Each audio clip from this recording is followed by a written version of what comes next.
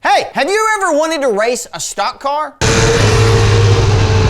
If so, you're in luck, because today's episode, we're gonna show you how, where to go, and how much it costs.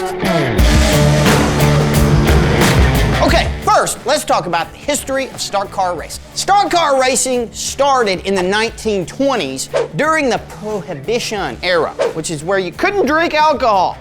And that didn't work out real well, US government, because guess what happened? These guys called moonshiners started to make it in their backyard with these like steel things, and then they started to soup up their cars to outrun the police and their cousin Eddie. The key was to make a really normal looking car be high performance and keep it on the DL, so the police didn't know which ones were which. So one thing leads to another. These guys all have souped up cars, and one Sunday afternoon, Billy Bob decides, hey guys, I bet my car can outrun your car. And it was on.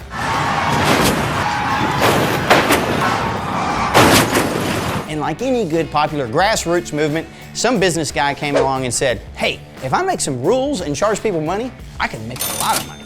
And NASCAR was born. Oh. Fast forward 50 years, and now NASCAR is America's sport. And the stock cars have turned in from your mama's old jalopy with a big engine to now these powerful 900 horsepower, finger licking, foot stomping, wheel removing powerhouses that built for speed! Finger licking. What's up, Colonel Sanders? All right, we are done with history class.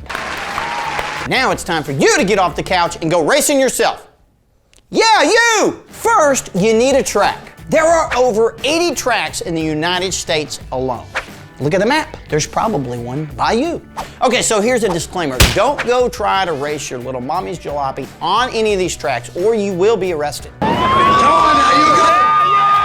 Second, you need a guide. On our NASCAR Experience, we hired professional stock car racer Jeb Burton and his father, the legend Ward Burton. Now, you're probably not going to be able to hire these guys because I have a lot deeper pockets than you.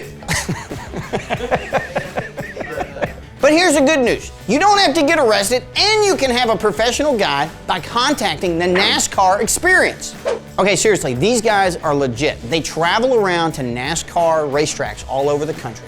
They team you up with a professional driver. You can ride along for as little as $100 or $300. You can take the left seat by yourself. $300! Yeah, I said 300 bucks. That's like half a month's rent, or like 8 venti vanilla chocolate caramel pumpkin spice double latte things that you drink.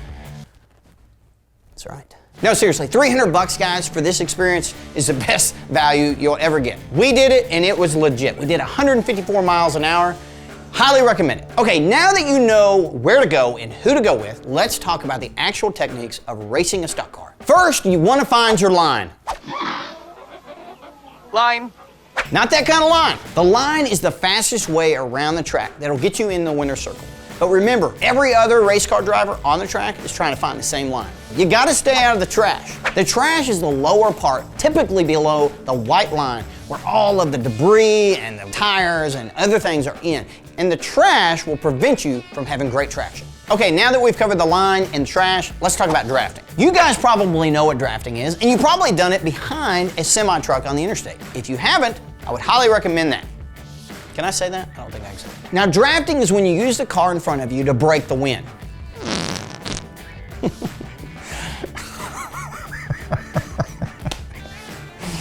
I'm such a 12-year-old. So less wind is not only more comfortable, it also means less resistance. And when you're racing a stock car, less resistance is everything. So now that we've got drafting down, let's talk about the pass. Drop low, break the line, punch the gas, but don't hit the guy in front of you, or you might end up in a fight in pit road. Jeff Gordon out of his car, and he's not happy with Matt Kenseth. So let's talk about gears. You're only using first through third during the start out. When you hit fourth gear, it's pedal to the metal the whole way, except when you hit a turn. Pump the brakes, or you're gonna end up in the wall next to your only fan. Assuming you made it alive out of turn 4, you want to point that nose, find the line, and get on those 700 horses! Okay, so I know a lot of people think, hey, I don't have $300 to go blow on a weekend of 8 minutes of fun. Every stock car racer, including myself, which I am now, started out on go-karts. It's safe, it's fun, it's cheap, there's one probably near you, and it's basically the same experience as driving a stock car yourself. Another option are dirt tracks. Dirt tracks are basically kind of what they used back in the 20s when they were racing each other in the Prohibition era.